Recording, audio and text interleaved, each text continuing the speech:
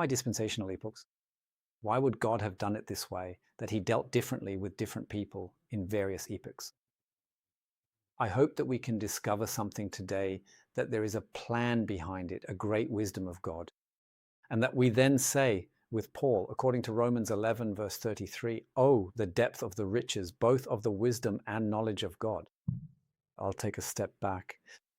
Let's ask the question, why is there so much misery, crime, and so on in the world today?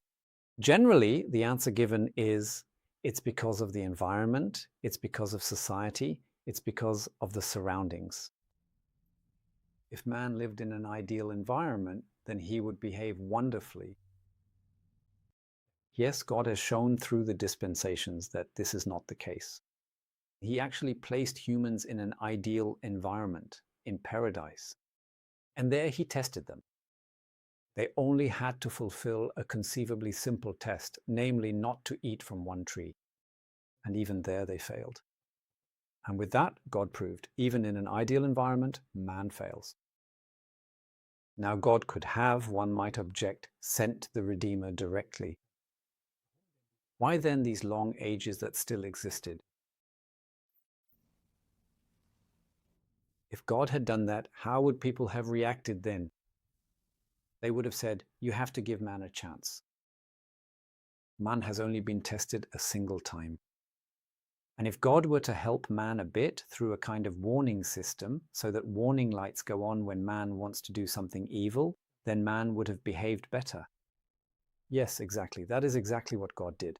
He gave man a conscience, such an indicator that warns him immediately when he wants to do something evil. And what came of it? What did man do with this wonderful warning system? It didn't take long at all, and then the first fratricide happened. Now one could have said, yes, well. But God could have at least given some kind of outer, external force that is there to curb evil. So a government that punishes evil. And that is exactly what God did. He commissioned Noah to punish evil. And what happened there? It didn't take long at all before the one to whom the government was entrusted, Noah, first proved that he cannot govern himself.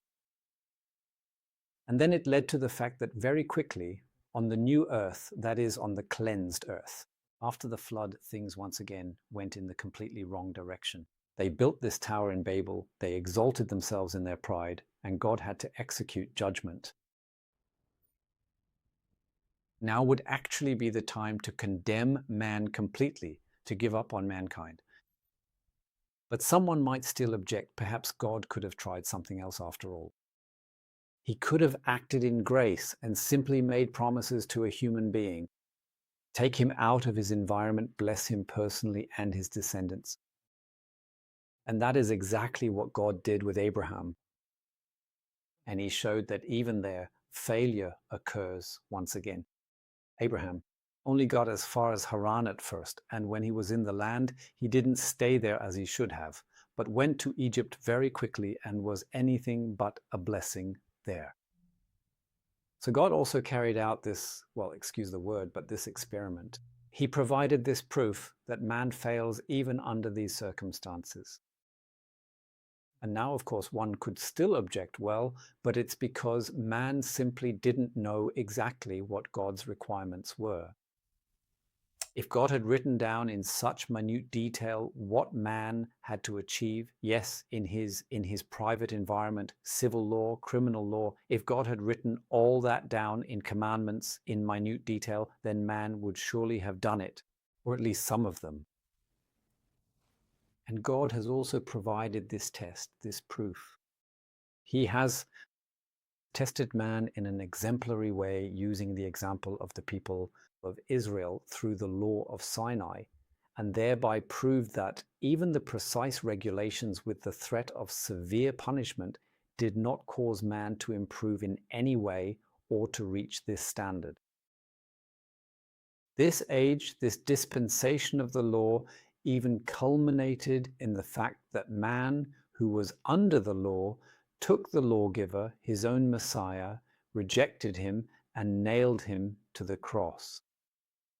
And with that, God says, the proof is provided.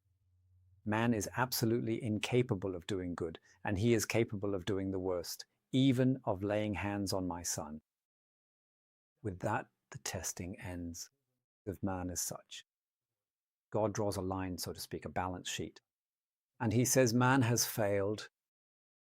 And now one would actually have to expect that fire comes down from heaven and that all people would be destroyed. And what God does is the incomprehensible, the exact opposite. He says now, because my son has honored me so much on the cross, therefore I will now pour out blessings, yes, in abundance. And he uses the next dispensation, the time of the Spirit or the assembly, to show this wealth and to give blessings that believers had never recognized before. That leaves one question, namely, but why then still a future kingdom of peace? And the answer is also very beautiful. God says there is still a need for a future kingdom of peace. First, because God always achieves his goal, also with this earth, also with this creation.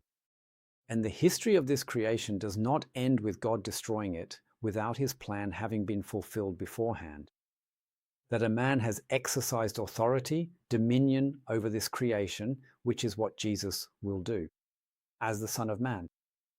And the second reason is God says, on the earth where my son was despised, where he suffered, where his cross stood, on that earth, every knee will one day bow before him. There he will be recognized and honored. Yes, when you discover that a little bit, yes, these ways of God. Then you come back to Romans 11, verse 33. Oh, the depth of the riches, both of the wisdom and of the knowledge of God.